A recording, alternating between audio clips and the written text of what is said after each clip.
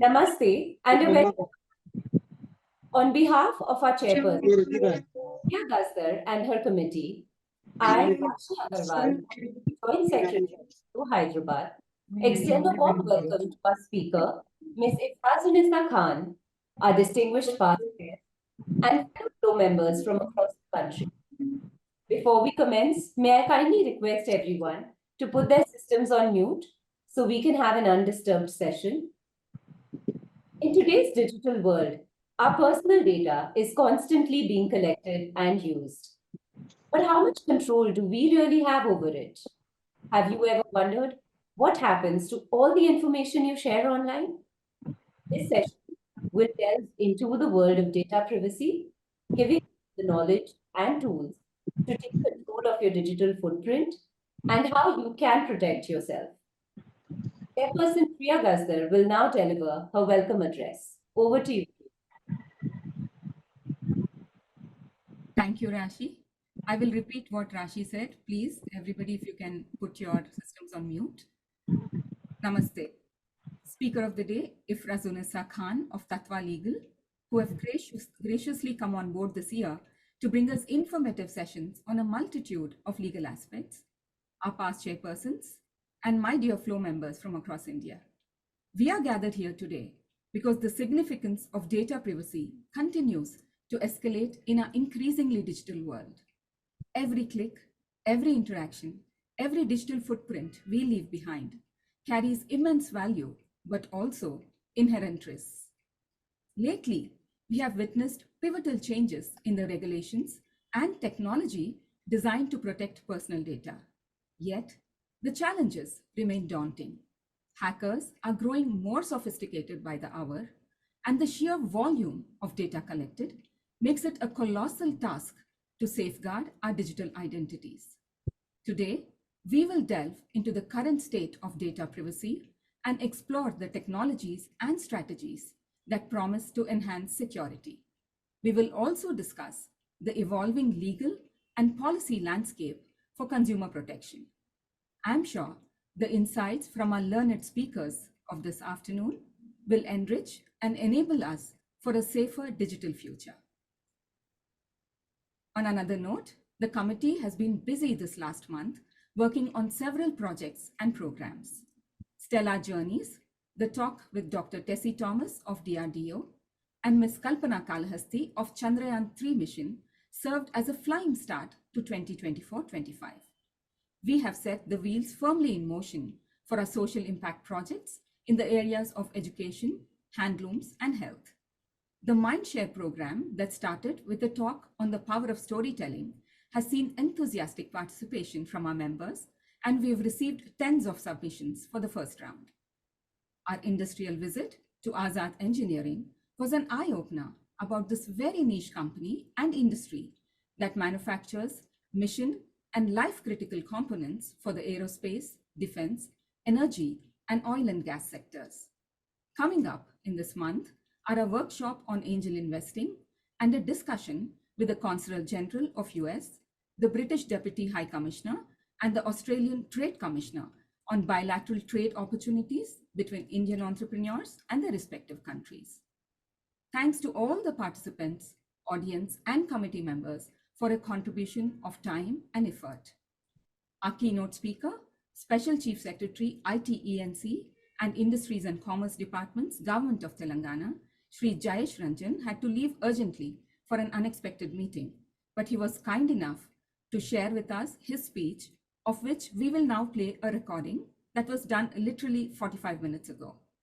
Some of you may experience a lag between the voice and video, but please bear with it as the message is extremely informative and important. Over to Rashi to play the video. Hello everyone, greetings to all of you. First of all, I would like to convey my congratulations to FLO for organizing this very relevant talk on data privacy in 2024. How safe is your data? In fact, we will all agree that there is a critical need for robust data privacy measures to protect sensitive information from unauthorized access and misuse, which can otherwise have very serious implications for individuals, organizations, In fact, in our country, we have a system which is called the Citizen Financial Cyber Fraud Reporting Management System. People who are victims of any kind of cyber fraud, they can report their incidents in this system. And you will be alarmed to learn that in 2023, there were 1.13 million cases which were recorded, with a financial implication of almost 7,500 crores. Of course, in 2022, there were even more cases which were recorded, 1.39 million cases. But if you compare over the last 5 years, in 2018, for example, there were just about 0.2 million cases recorded. So you can see this multi-fold increase from 0.2 million cases to 1.39 and 1.13 million cases, which shows a very alarming need for attention to data privacy and all the safeguards that we need to build along with it. Data privacy regime in India is evolving with an emphasis on individual consent, data breach notification, transparency, purpose-based processing, technical security, and rights of individual more than anything else over their personal data. So if you look at what is the current legislation, what is the landscape, the government is, of course, as you know, there is a national government. So cyber security, cyber laws are within the purview of the national government. So national government has developed regulatory frameworks, and one of the most important legislation, the most current legislation, is the Digital Personal Data Protection Act, which was introduced in 2023. But beyond the regulatory framework, there are also enforcement mechanisms and collaboration with industry stakeholders. At the state level also, we kind of complement whatever is being attempted by national government through our own enforcement mechanisms and through our own awareness campaigns, outreach campaigns, etc. So this DPDPA, the Digital Personal Data Protection Act 23, that is the critical legislation. It provides a very comprehensive data protection framework with clear guidelines for data collection, usage, disclosure, and more than anything else, there are very hefty fines and penalties for non-compliance. Now, along with having this protection framework, focus is also being given on individual rights and consent as a primary legal ground for data processing, giving individuals the right to access their information, to the right to demand or request for its erasure, the right to be forgotten, as it is said in the Western world, the right to correct their information, right to receive before consent is sought, and of course, if any violation takes place, the right to grievance redressal. What we have done in Telangana is that in partnership with the Data Security Council of India, DSCI is the apex institution of all the private companies which are into data security, information security. So DSCI and Telangana government have set up in 2020 a center of excellence on cyber security. So this center of excellence actually acts as a nerve center in Hyderabad to protect, uplift, and build a very solid ecosystem for cyber security, for privacy, etc. Now, if you ask me, what are the immediate challenges in data security? So we do see cyber threats happening regularly, data breaches, and which also points to a very important factor of encryption and secure data storage. So while the law on data security is evolving in our country, there is a global shortage of cyber security professionals, which as a government, we see as a very important challenge and also a very important responsibility on us, that we should take this responsibility as a government to build this army of cybersecurity professionals. In fact, the World Economic Forum, their cybersecurity head, published a report recently. I don't have a precise kind of citation with me right away, but people can look it up. And that report mentioned that there is a shortage of 4 million cybersecurity professionals globally and almost 800,000 cybersecurity professionals in India. So as I said, this is a very important, very fundamental responsibility of the government. So we are working towards skilling more professionals in advanced topics such as cybersecurity. And We are also looking at setting up a skill university where this shortage will be addressed, and this will also become a way forward in generating the employment. Of course, another very important responsibility of the government is to create awareness amongst individuals and organizations about data privacy risks and the steps they can take to safeguard their data. As we know, while internet penetration is increasing, people have access to devices, our data plans are low. So in a way, the whole world is at their fingertips. So that's a positive side. But there is also an adverse consequence of cyber security, cyber threats, etc. And we know that large number of millions of new users, new internet users have joined, mostly in remote areas, who are currently the most vulnerable to cyber frauds. So we are continuously running campaigns towards digital literacy programs, which will educate citizens on their data rights and equip them with the knowledge to protect their personal information. Now, what are the good practices which we have seen, which can be emulated, which can be followed in Telangana, both by the government and by the private industry, enterprises, and most importantly, individual users? So, and because many of the FLO members would also be running their own enterprises, so possibly some points which they can consider. So, to enhance their data security posture and mitigate the risks associated with data breaches and cyber threats, their enterprises should include certain best practices in their operations. So one of it is something which by and now everyone, all of us recognize it, that there must be encryption to prevent unauthorized access to data by encoding it. So only after you are able to decrypt it and get authorized access will you be able to perform subsequent operations. More than anything else, see, we do certain things with some kind of a basic understanding and think that we are secure. But ideally, at least for an enterprise, there must be regular security audits to assess and enhance security measures to identify vulnerabilities and also ensure compliance with standards. Many of our enterprises today do business globally, and particularly if you are doing business in Europe, you have to also comply with their standards, and their standards are gold standards actually. Many components of our own Data Protection Act and the Data Privacy Act has been modeled after the GPDR of Europe. Similarly, employee training on data privacy is very important. I mean, you as the founder of the enterprise may know these things, may have some basic awareness, but what about all your employees? And many times, in fact, I have reviewed dozens of cases, hundreds of cases where breaches have occurred, and in almost 90% of the cases, it is found that some employee kind of jeopardized the entire databases and the data systems of that enterprise because he was not trained properly, he was not well educated. So how should an employee handle data securely and with responsibility?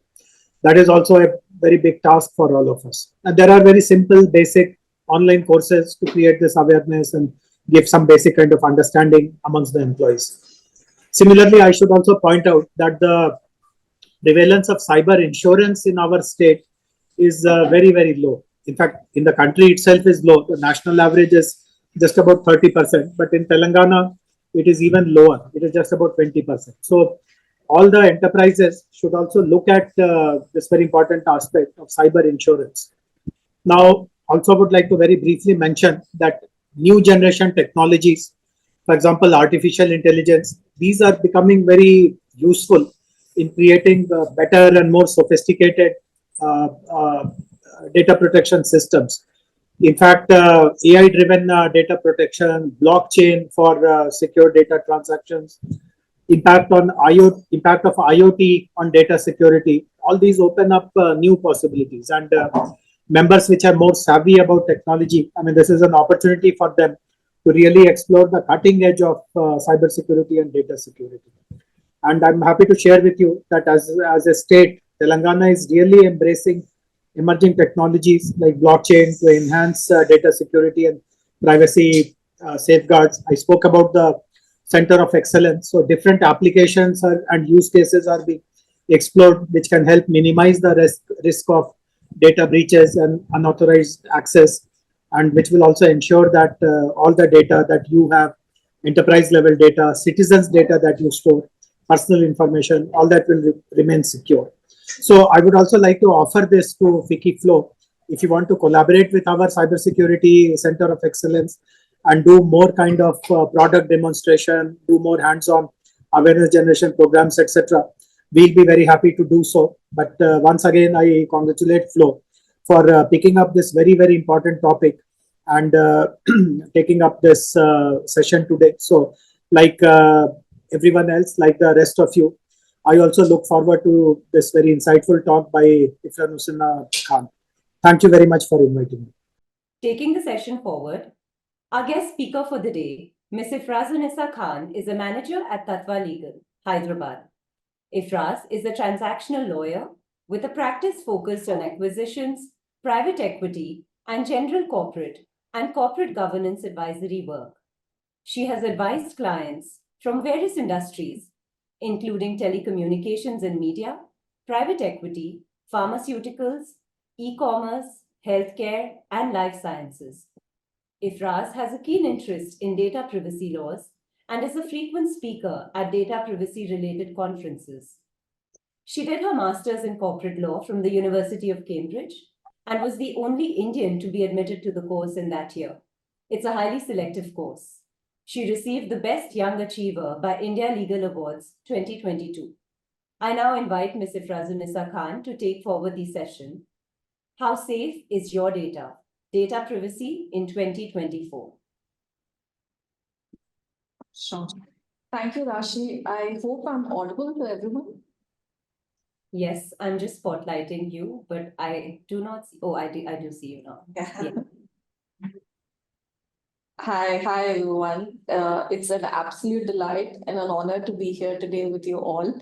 I'm joined by my colleague, Ms. Shipra, as well. Shipra has worked with me on this presentation, and we're both very excited and delighted to be here with you today. So just before the session started, we had just joined a little bit earlier as well.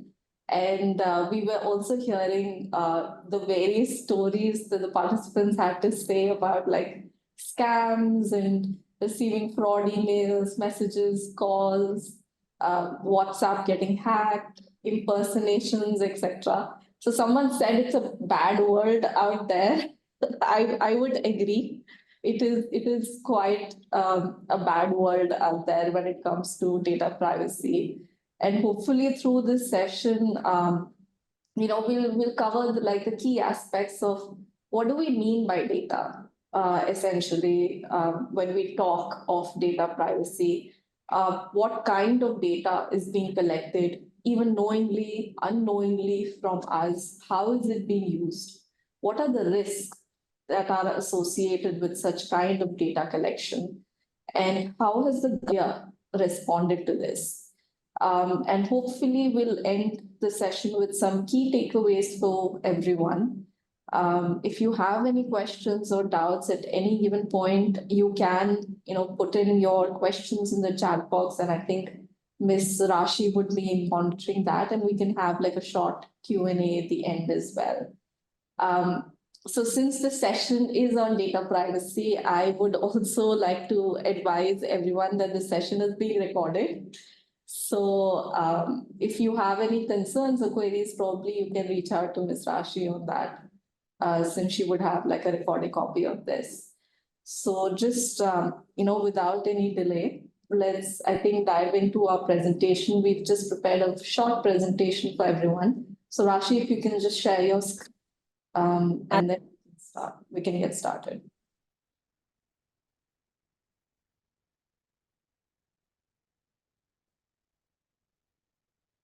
Can everybody see the PowerPoint? Yes, Rashi. Sure. So I think just on slide number 2, we have the agenda slide. So just keeping an overview of the agenda of the session, essentially, just as I've said, we wanted to discuss on how data is increasingly significant in today's digital age. and in what kinds of different ways that data is being used and processed by organizations, by individual businesses across the globe, and how this has led to an increase in cybersecurity incidents recently, and the various kind of cybersecurity incidents. And the fourth would be, how has the Indian government sort of responded to this? And what are the key takeaways from this? Just as an overview of the topics that we are to cover in terms of significance of data and cyber incidents, and what has the government's response been to all of these. So some of you may have heard this phrase called data is the new oil. So this comes from the philosophy or the thought process that how oil was important for the 18th century in terms of businesses, in terms of industry. For 21st century being the digital age, data has assumed an equal amount of significance. So data, for example, if we take the innovation of ChatGPT, a couple of months ago, I think nobody could have even imagined that we'd have a technology like ChatGPT where we could literally ask artificial intelligence any kind of question and they would be able to respond with almost accurate responses. But the way that has been made possible is because ChatGPT functions or has been developed on the basis of millions and millions of data that has been processed. So in that way, data drives innovation. Data, leads to technological advancement. Data leads to healthcare innovations. But what do we mean by data? I'm repeating data so much, but what exactly do we mean by data? So data could be anything, any information, right? It can be information about you. It can be information about me, any personal information. It can also be anonymous information. It can be information that is in a machine readable form, like metadata. It can be information that is in physical form, like the papers, that we have, like files in our offices. It can be information in a digital form, like this PPT, for example. So data literally means information. Now, the problem with data, as long as it's in an anonymous form, it's fine because it's not linked to individuals. But the risk increases when we're talking about personal data. So personal data, again, can be anything through which an individual can be recognized. So it can be your name, it can be your email address, PAN card, Aadhaar, blood group, healthcare information. Like, for example, some of you may have given your email addresses to joining the session. That's also your personal information, that's personal data. The fact that this session is being recorded is also your personal data because we are capturing your photos, your videos, your audio. So this also amounts to personal data. So considering that we live in a society where data inflow and outflow is so much, and most of this is free information, right? Because we go on Google, Google does not ask us to pay anything for using its services. So what exactly, where exactly is their revenue getting generated from? So if we go to the slide 4, so this is a quote saying, if you're not the customer, you are the product. So as I was saying, when we go to Google, you're not exactly paying for their services. Google is a free service.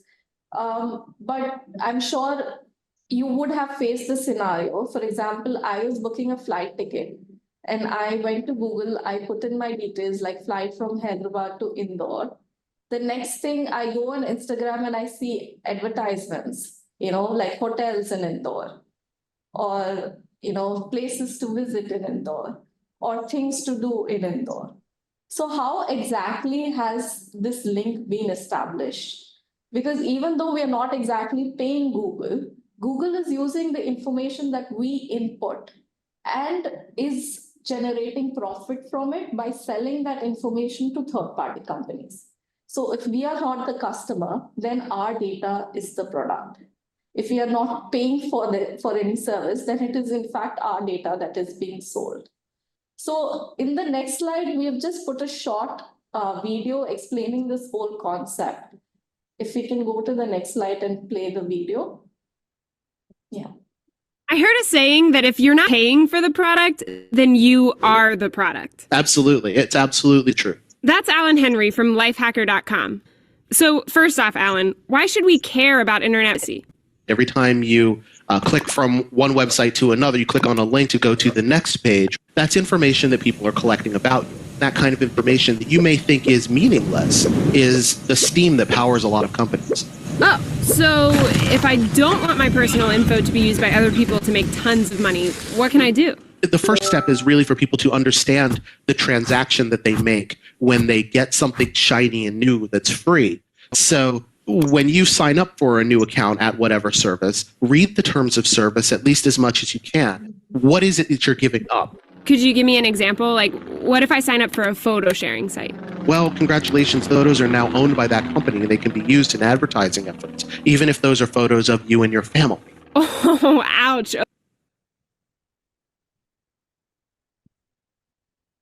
I heard a saying that if you're not paying for the product. Okay.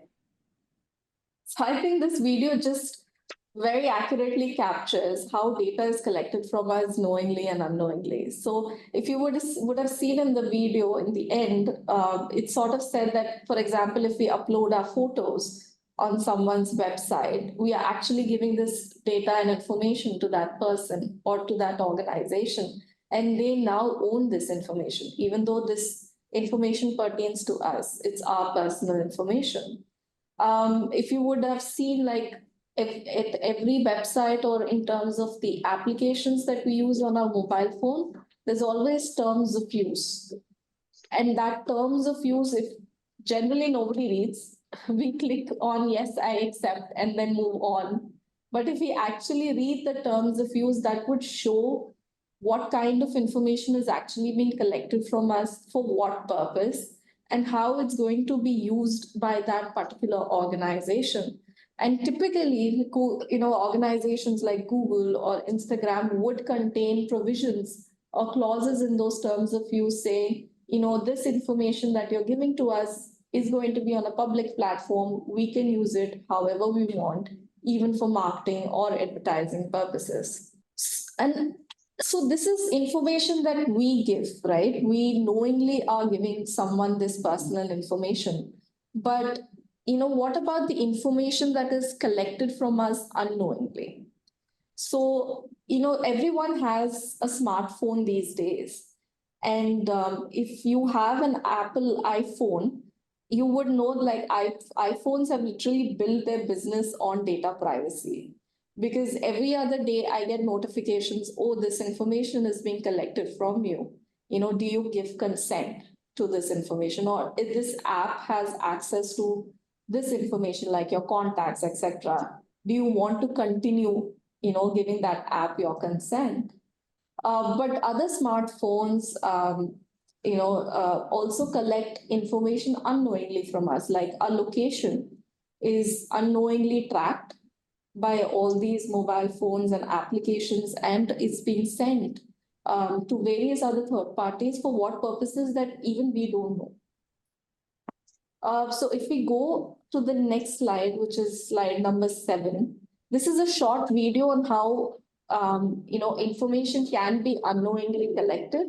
For example, this video, the attempt is that someone goes to a store to buy pants, like a pair of jeans or a pair of pants, but how that fact that their location is shared from that store through satellites, and how that information is used to track consumer behavior as well. So we're just going to share our screen and take you through that video as well. Just to give context, someone goes to a store to buy a pair of pants, and this is how their data is sort of unknowingly tracked and sold to various organizations. We just play. You're on your way to purchase something. Say it's a new pair of pants. You park your car at the store. Satellites from the commercial space industry see you pull up. They sell data about that parking lot and thousands of others to a firm called Orbital Insight. Orbital Insight analyzes these pictures to see where and when people are shopping. They say consumer traffic can give them an early sense of same-store sales and revenue ahead of earnings. But it doesn't end there. There are at least 100 apps, including weather and traffic apps, that are selling geolocation data. A firm called Thasos buys info about foot traffic and then spits out insights like how many customers visited a store in any given day and sells that to investors. When you purchase those pants, companies are tracking that too. Yodlee provides consumer apps to some of the nation's largest banks and often gets access to their customers' credit card transaction history, which it then sells to investors, anonymized, of course. Your emailed receipt for those pants is also valuable. That data is pulled through services like Rakuten Intelligence's Unroll.me. This software rids your inbox of junk, but in doing so, the software gets a look and can gather information about purchasing habits to sell to hedge funds. Unroll.me says their technology can automatically recognize commercial emails and doesn't look at or share personal ones. And if you post about your new pants on social media, you better believe a whole host of firms are scraping through Instagram, Facebook, and Twitter to gather sentiment data about the top retail brands. So just a visit to the store to buy a pair of pants, and so much information is collected. Tracking from your location to consumer pattern, to consumer insights, behavior, where purchases have been made, for what price, at what time of the day. All of this information is being collected virtually, even unknown to us, and sold to third-party companies for their own, monetary benefits, because then they can use this information for targeted marketing, targeted advertising. So if, for example, you go to a store, you give them your mobile number, you give them your email ID. Next thing you know, you're getting like spam emails, right? That this sale is going on, or this new stock is coming that we feel that you would like. And not just that company, right? You would probably start receiving emails from various other shopping websites or stores or companies.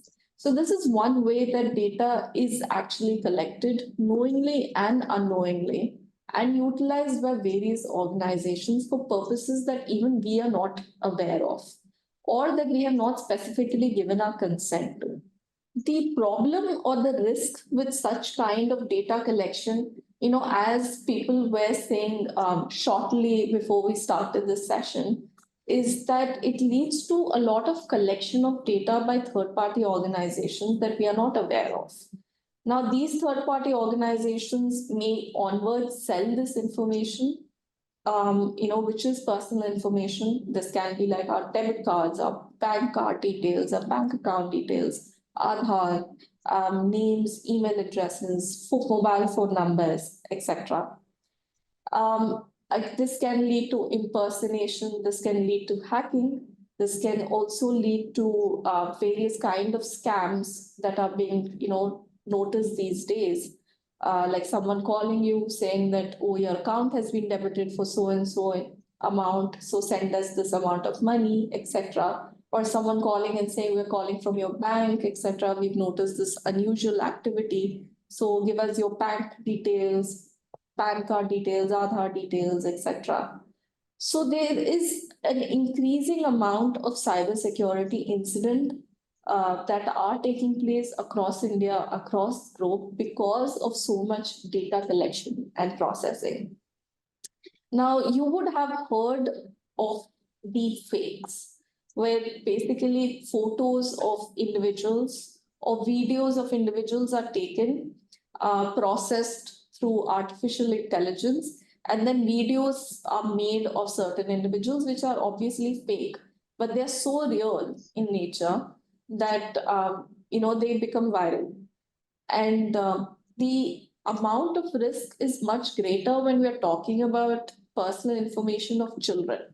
So for example, if you're uploading any images of children on Instagram, on Facebook, etc., those photos are on a public platform, and anybody can use it for cybersecurity incidents like deepfakes. So if we go to the next video, this video gives a very realistic example of how information that we post on a public platform can be used for a deep fake purposes.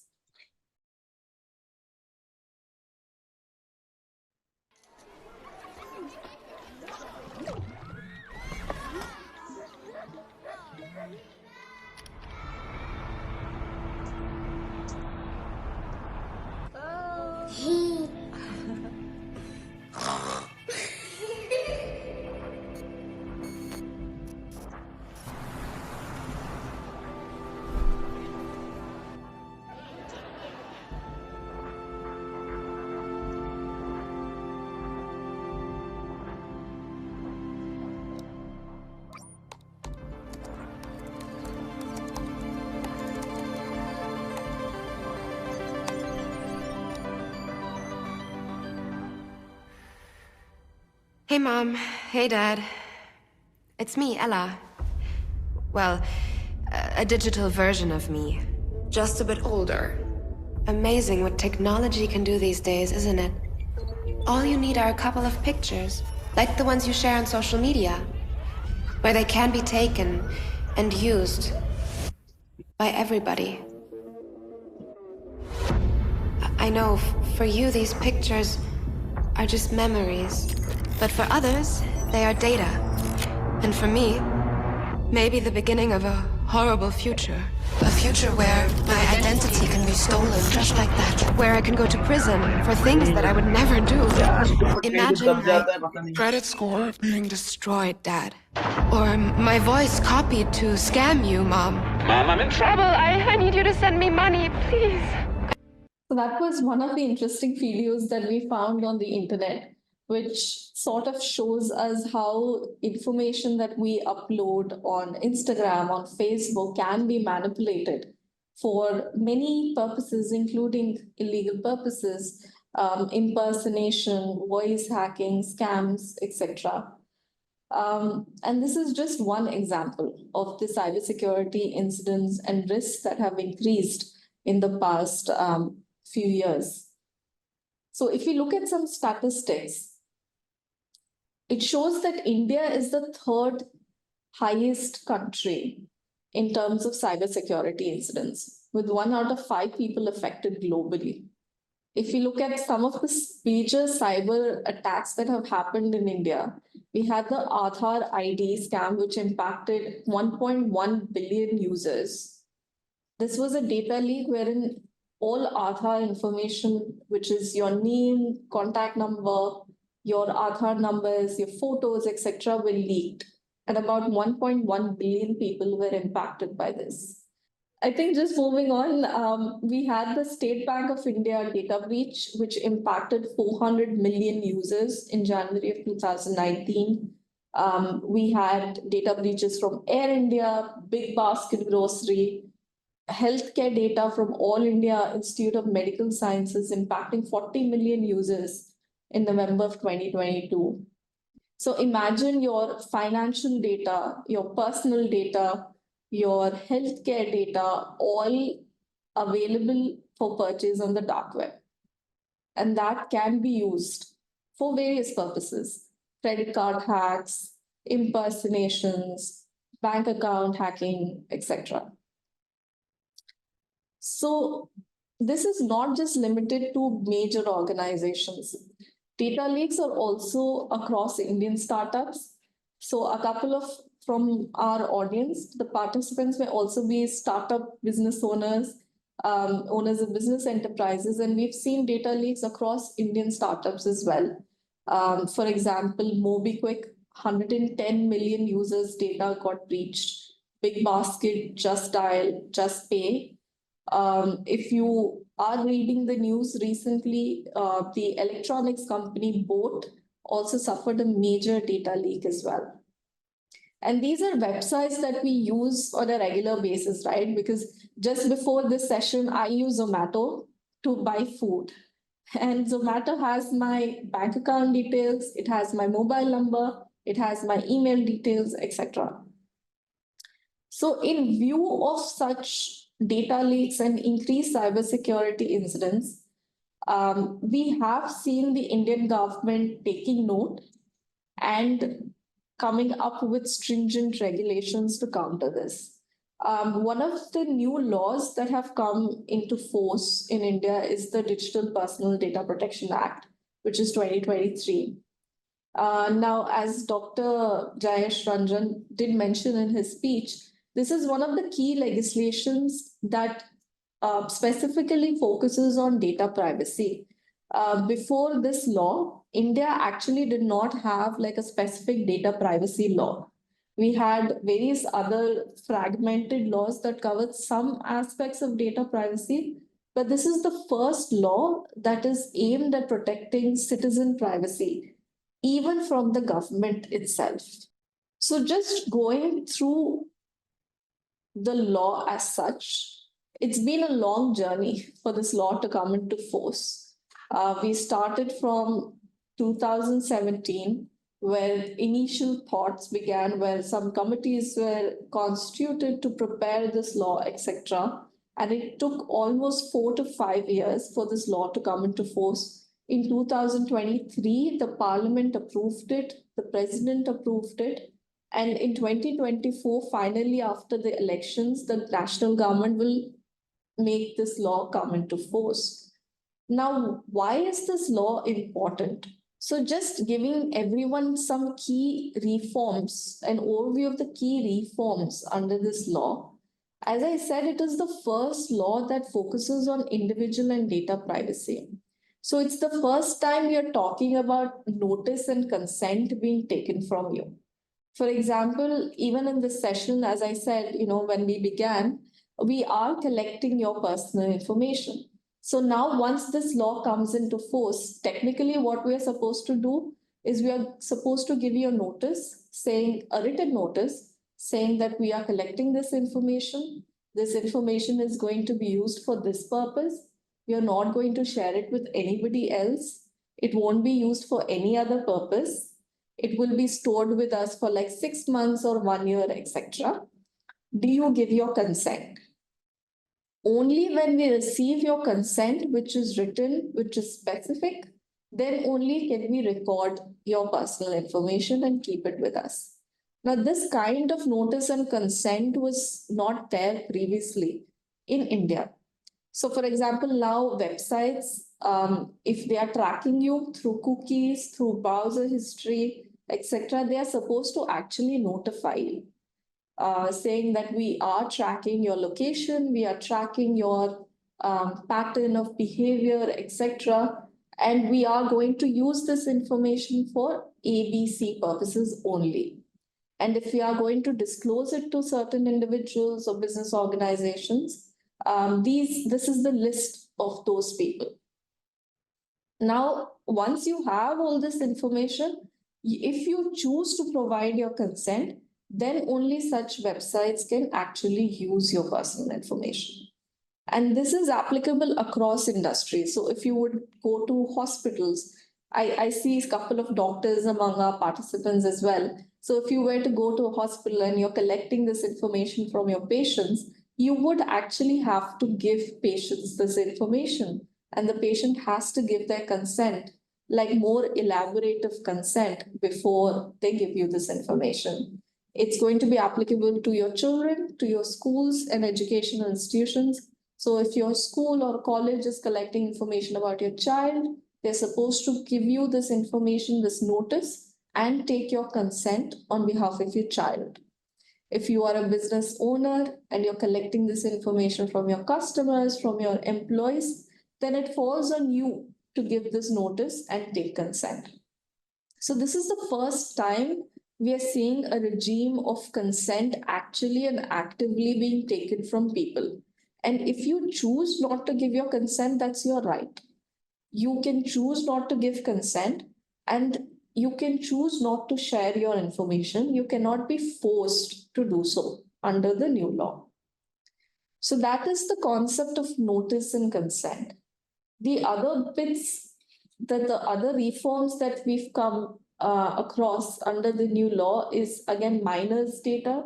Similarly, if children's data is being collected, then consent from the parents or the guardians have to be taken. Also, very specifically, the law says that you cannot use children's information for any targeted advertising or marketing purposes. So the next time you give some information about your child to any business organization, even online through Facebook or something, they cannot use that information to keep sending you spam emails or spam messages or advertisements. That has now become illegal. The third aspect that is also very crucial now is data breaches. Now, for example, we saw that so many data leaks has happened, like Aadhaar data leak happened, boards data leak happened, hospitals data leak happened. But more often than not, these organizations or even the government doesn't actually notify us that our information has been leaked, or there was some cyber attack or some ransomware or some hacking incident, as a result of which our information has been compromised. Now it has become mandatory for the government, for private organizations, anybody that collects your information, in case there is a data breach at their end, they have to notify you within a specific time period. And they have to notify you what information has been leaked. When did this incident take place? What are the possible consequences? And what are the next steps they are doing to sort of mitigate this event? Earlier as well, while there were reporting mechanisms, people did not take it very seriously. So even if you were to have like an internal hacking or an internal virus, as a result of which your data got lost or corrupted, you would never know about it. But now it's legally a law or regulation on businesses that they have to notify you compulsorily. If they don't, then you can actually go and file a complaint against them. Now, in addition to that, you also have been given certain rights like data correction and erasure. So earlier, if you would see European citizens who are very active about data privacy, they constantly keep making requests to like Google or Facebook, for example, that they want to erase their information. Whatever is available online, they want to erase that information. So for now, for the first time, India also gives you the similar rights. The law says that if now you as an individual can actually go make a request to any person who's collecting your information that they should stop using that information or they should erase it from their systems. If you choose to exercise that right, that is your legal right and they have to honor it. Apart from that, there are some other reforms like cross-border data transfers. So if your information is being taken outside India to any other country like China, for example, people are supposed to inform you. Whoever is collecting your information, they're supposed to inform you and they're supposed to also take consent. So if you are reading the news, there is a lot of emphasis now on China mobiles, right? That the government is planning to ban mobiles from China because the risk there is that probably they are sending your personal information outside India to China, which is considered as a riskful country for India. In the same vein right now, if your information is being shared to a country outside India, to a country that the government has specifically blocked, you're supposed, any person who's sharing that information is supposed to notify you and is supposed to notify the government as well. Now, all said and done, I mean, while this looks very nice, in India, traditionally, people don't follow the law or people don't take it very seriously because penalties have been very low. Earlier, penalties used to be near 10,000, 15,000, 20,000 rupees. People would only give it a lot of importance or significance if there was a criminal complaint being filed because people don't want to go to jail. But now, under the new law, penalties have increased. Now, the maximum penalty that the government can impose is 250 crore. So if, for example, your hospital is not treating your data well, or your school is collecting your child's information and they're not keeping it secure, or they're not taking consent from you, you can actually go now and file a complaint against them. And depending on that complaint, they can actually face penalties up to 250 crore. So how do we file this complaint?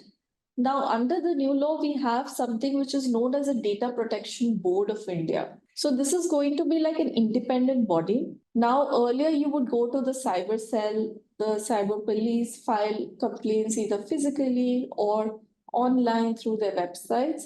Now you have like a separate body itself, which is called the Data Protection Board of India. It's going to be set up by the government. It's going to be a national body and it's going to operate digitally. So you don't have to go to some government office or some government department to file a complaint. You can simply go on their website, file a digital complaint saying that we have given our personal information, but this person has not taken our consent, or this person has been improperly using our information. And the board will itself investigate into your complaint and impose penalties on the opposite party. So that way, life has become much easier or will get much easier. And because of the nature of penalties, people are bound to take notice. Because as a law firm, now we have started getting queries from businesses and organizations asking us, okay, we do in fact collect personal information, but we never bothered to take consent. So what is the next step for us? So even business enterprises, it poses a huge amount of risk for them. Financial risk, reputation risk as well, that they start aligning their business practices to cater to the information that they're collecting. Now, as to the present status of this law, while the Parliament and the President has approved this law, because of the elections, the law has been put at a pause. The government has promised that within 100 days of the elections getting over, they do plan to put this law into action. So considering that promise and considering closure of elections, we do see a significant emphasis and importance on data privacy taking place in India. Just having an overview of the cyber risks that are there in terms of the amount of data that is being collected from us knowingly, unknowingly in everyday life. We've talked about the law that is now going to come into force. What should be your next steps? So one is be aware. I think this session is a great session in increasing that awareness in how data is collected knowingly and unknowingly from us. So a couple of things that we can do is, for example, every organization is supposed to have a privacy policy, it's supposed to have terms of use in India. So one aspect could be that if you are using any service, a digital service through website, through app, please do go through their privacy policy terms of use to understand how are they keeping your personal information secure. What are the measures or technologies they are adopting to keep your information secure, and for what purpose will they use it? And then make a judgment call. Are you actually okay with using this particular platform or using this particular app in terms of the security they are giving to your personal information? So the next time that you're going for a doctor's visit or something, and you're giving them your healthcare information, just be conscious, are they taking appropriate consents from you in terms of this personal information being collected? Are they giving you a proper privacy consent form that you would have to read through and sign? Or is it just blind collection at their end? The next step is also cybercrime reporting. As we discussed, we have the Data Protection Board of India coming up, which will make lives more easier in terms of reporting.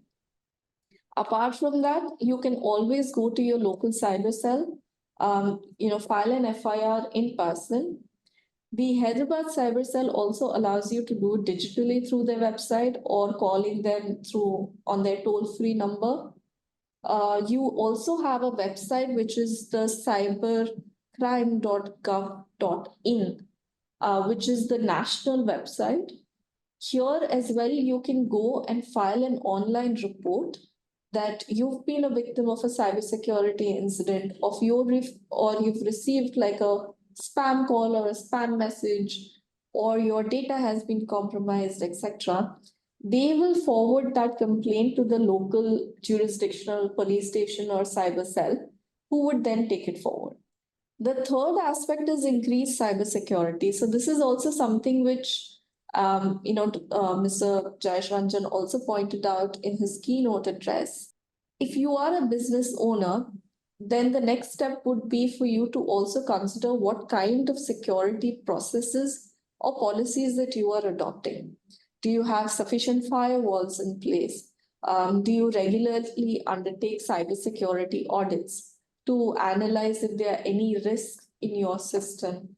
What are the access control measures you've adopted? So if you're, for example, storing your information in a cloud server or something, who are the persons who have access to that information? So just understanding and regularly updating your cybersecurity technologies and practices as well. The fourth would be documentation. So once the new law comes into force, there's going to be an increased amount of documentation to be done at your end.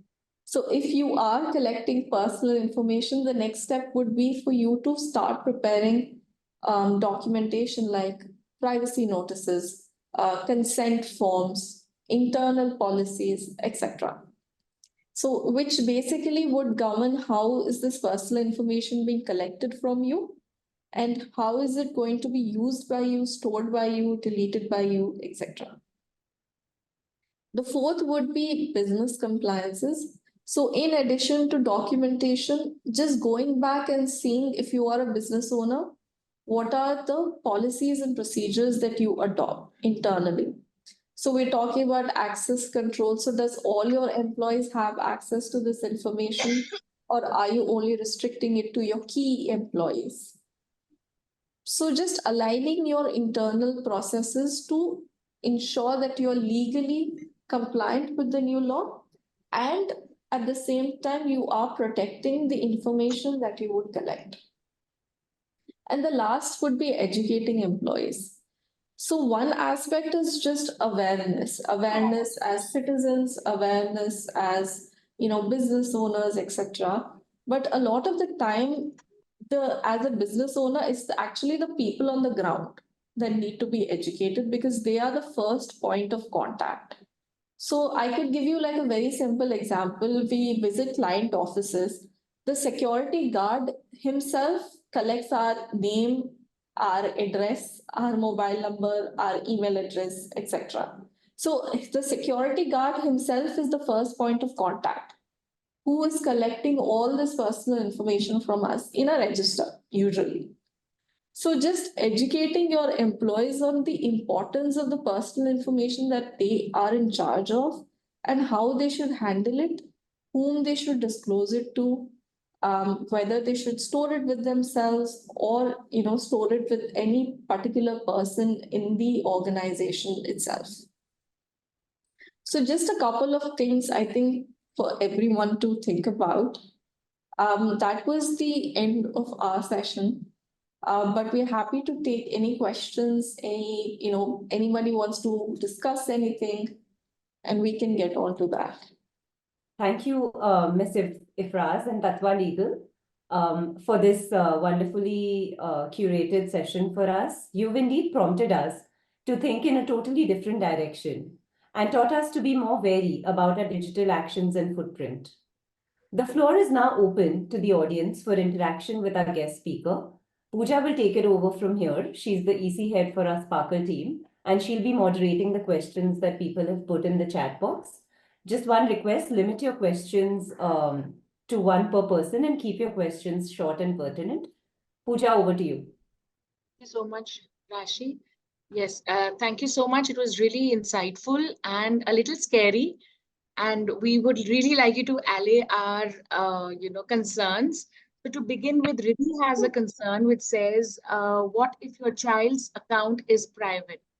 I think this is Riddhi pertaining to the minor, how to keep your minors safe at home, where you mentioned that, they will have to the parents will be and the guardians will have to give the consent? So I think there are two aspects there.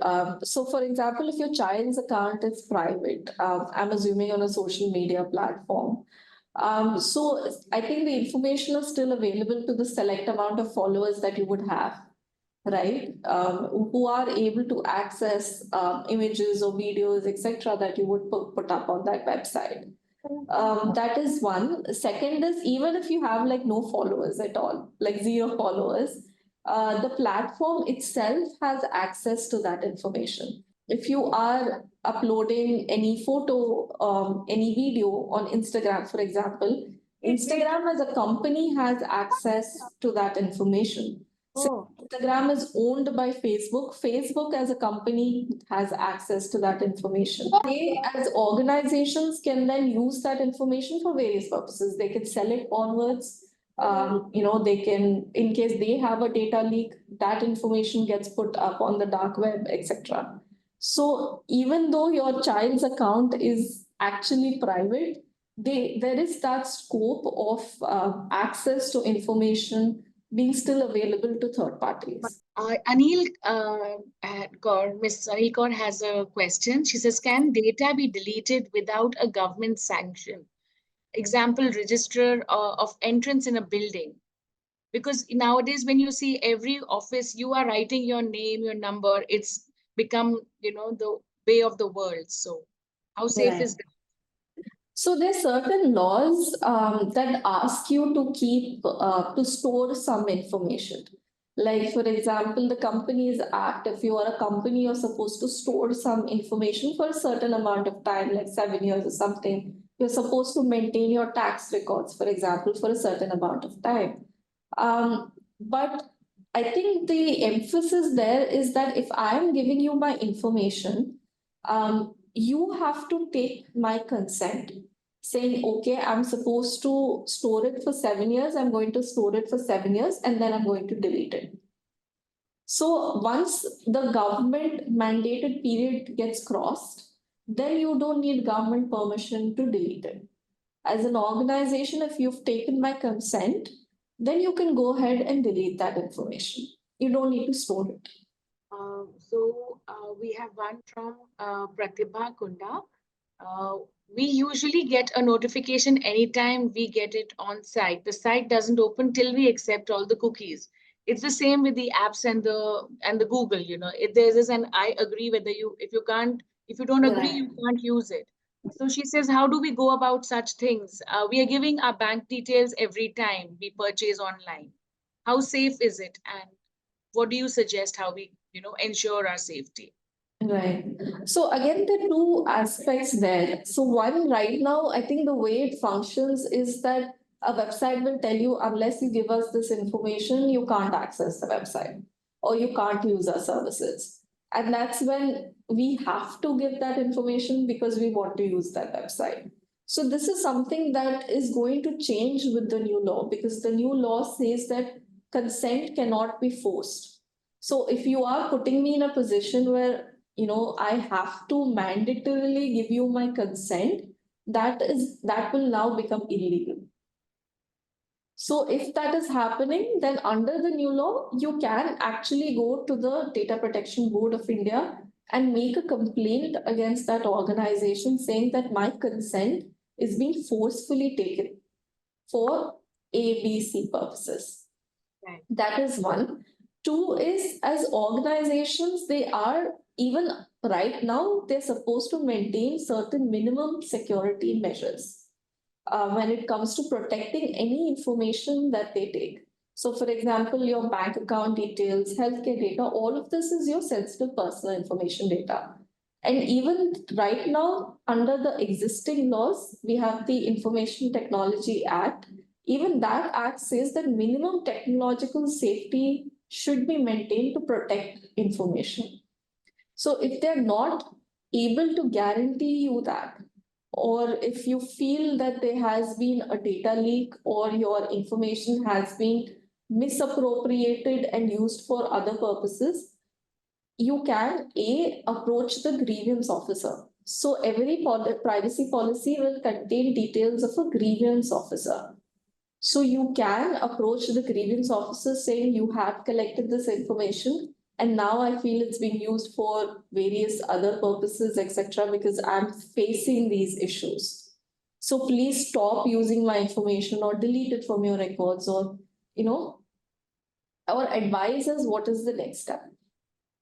If they are not responding, etc., you can always go to your local cyber cell and file a complaint saying that this information is being used for purposes that I never gave my consent for, or they are not actually maintaining appropriate safety standards, which is why my information is being used for various other illegal purposes as well. So this is from Bela. She says, how does the Digital Data Protection Act affect the collection and storage and processing of the personal data in the past and in the future? In the future, yes, like you said, it's getting more secure. But what about what has been already been collected in the past? So it actually has a past impact as well. Because now the Indian government is saying that if you have been collecting personal information, you are actually now supposed to notify everybody from whom you've collected information, give them a privacy notice saying that we have your information, we are using this for ABC purposes, we've stored it in this way, etc. Do you continue to give your consent? So if you actually have an objection at this point in time, you can go to the organization and say, no, I don't give my consent. Please remove my information from your record. So the act, while it is future looking, it does have this past implication as well. Sometimes we do not know whether that our information has been shared. So how do we go about it? There's nothing to report, because suppose, like you mentioned, the big basket had a data leak. I would not know whether I'm part of the data that has been leaked. That's right.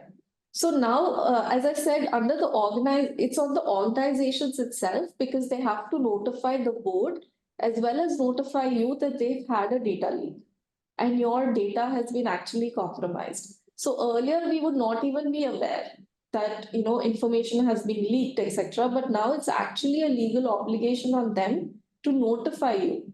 If you happen to know this through newspapers or etc., you can actually now go and file a complaint saying we never got to know from the organization that this happened. So this is now an illegal act, and for which they would then need to pay a penalty for. So here Kulpreet asks, what are the different ways of the data leak? Sorry, Pooja, could you repeat yourself? What are the ways of different data leaks? The way data leaks happen, what are the different ways? So data leaks can happen through, for example, ransomware attacks.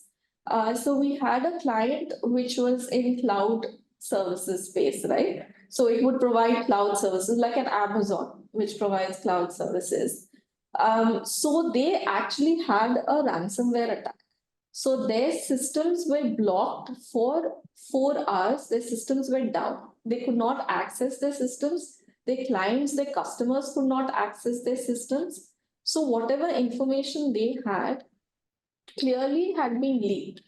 And there was a ransom that they had to pay to get access back, or to get their records and information back. So ransomware attacks are one way of data leaks. Second, a data leak can also be like someone who's unauthorized accessing your information. So if I'm only giving it to organization A, but that organization is selling that information to organization B, for monetary purposes, etc., or there's like some mutual arrangement between them, that is also one way of data leak. Cybersecurity, like hacking, viruses. So viruses in your computers, etc. If you would notice, like if you would visit some websites, you would notice that there is a lack or like slow in terms of connectivity. The website becomes slow in terms of connectivity. That is also one way of virus being uploaded in your systems, which again compromises your data. So data virus is another way of data leaks as well. And, like, as I said, if you give your mobile numbers to a particular, like Just Dial, for example, and then you are receiving spam calls from Rajasthan. So you know your mobile phone has been leaked. Your mobile number has been leaked. This is I more have of a an question. online. Yes. I have a question. See, when you particularly mentioned ransomware and people end up paying to those people, are they not tracked and kind of Taken to task. apprehended or something? So it's actually very difficult. It's actually very difficult to track. We do have cybersecurity cells, at a national level, at a local Hyderabad level as well, that does track, ransomware attacks. But from a practical perspective, it's very difficult, and generally, businesses also are not comfortable disclosing that there was a ransomware attack because it's a reputation harm for them as well. So they would rather pay the ransom and get over it rather than disclosing it and, it coming out in the media that they've been hacked, etc., because it impacts customer confidence, etc. So that is also one of the reasons why businesses never willingly disclosed to police officials or cybersecurity officials that there was a cybersecurity incident. And since for ransomware, money is usually paid in cryptocurrency. So it's not an actual exchange of cash being taken place or bank transactions that you could track across countries. So, my next question would be by Radhika Sriram. She says, once a certain amount of money is fraudulently deducted from your account, is it possible in any way to get it back? We have seen instances where it is possible, because I think prompt action is one of the ways where you have contacted your cybersecurity cell officers and they were able to apprehend the people on the other side and able to extract that money from them. So yes, it is possible, but again, prompt action is required in circumstances like this. So I was reading one statistic which said, like, if no action is taken within 48 hours, it's as good as lost. So prompt action, again, if you are facing any scam or if you've seen a bank account deduction or something, immediately call up your bank, figure out if it's genuine or if it's fraudulent, and then immediately notify the police as well and ask the bank to stop transactions from that account. So this is more like or connected to an offline your query. Is it possible to integrate the provisions of the Digital Data Protection Act into the employee non-disclosure agreements? Because there also the data leaks happen there. Absolutely, absolutely. So employment is one of the exemptions actually, which the new law gives, because it says that if you're collecting information from your employees that you're just going to use for employment, like paying their salaries, it's fine. You don't need to take consent. But we've been advising our clients just going one step ahead as caution to start updating your employment agreements. So basically, your employment agreements or your HR handbook or employment policies, you can always update it to say that, we are collecting this personal information from you and we're using it for ABC purposes. And we are taking, proper consents from you. So when they sign off on the HR handbook or the employment agreement, they are actually giving you valid consent for all of this. So my question was more from the business perspective. Running the business, the employees do have, like you mentioned, they do have a lot of data, which Right. is confidential. So can that be integrated with the NDA that the employees sign? Absolutely. So it can be put in the NDAs as well. So they have to maintain confidentiality. Even after they leave employment, they have to maintain confidentiality. Even if you don't sign an NDA, you can integrate it in the employment policies also.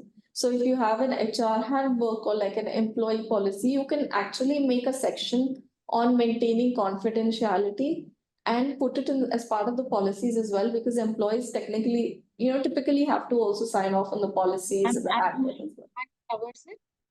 Sorry? And the new act, the Digital Data Protection and the Data Protection Act, does it cover this as well?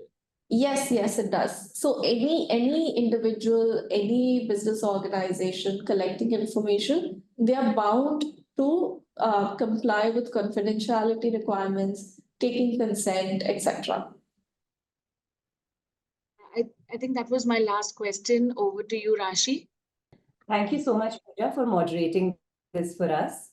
I would now like to hand over to Senior Vice Chair Pratibha Kunda to deliver the vote of thanks. Firstly, I'd like to thank on behalf of FLO Hyderabad, Sri Jayesh Ranjan, and for his insight and for the keynote, for taking time from his busy schedule for us. And I thank Ms. Ifra Zunis Khan from Tatava Legal for her insights about data privacy. It has been a session of learning, knowing the different aspects of data privacy.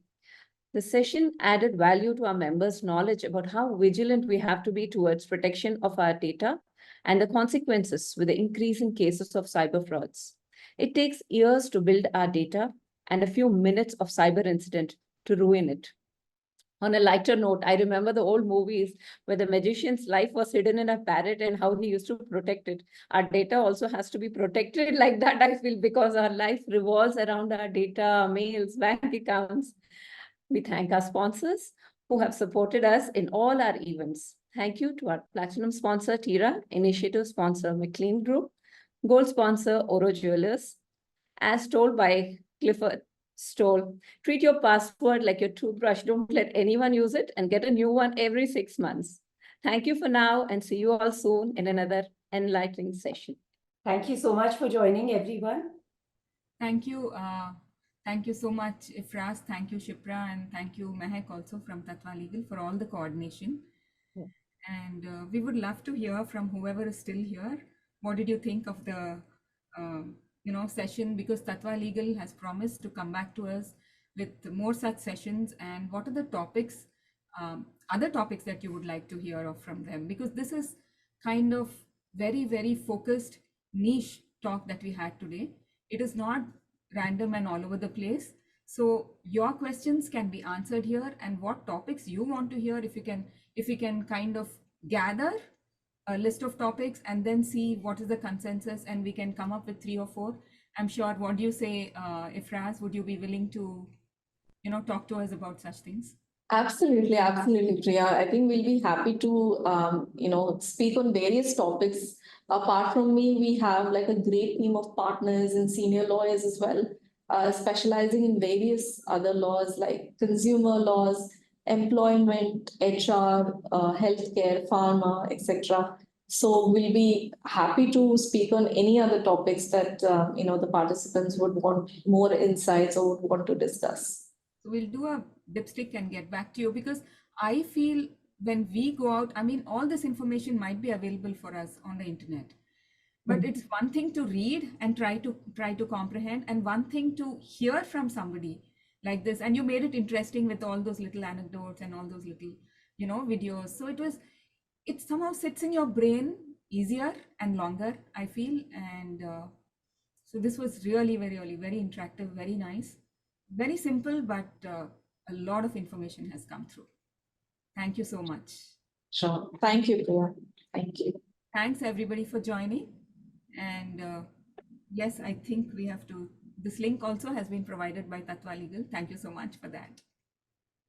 Sorry about some lag today. I think it's been happening for last 4-5 hours, even when we were doing a test run.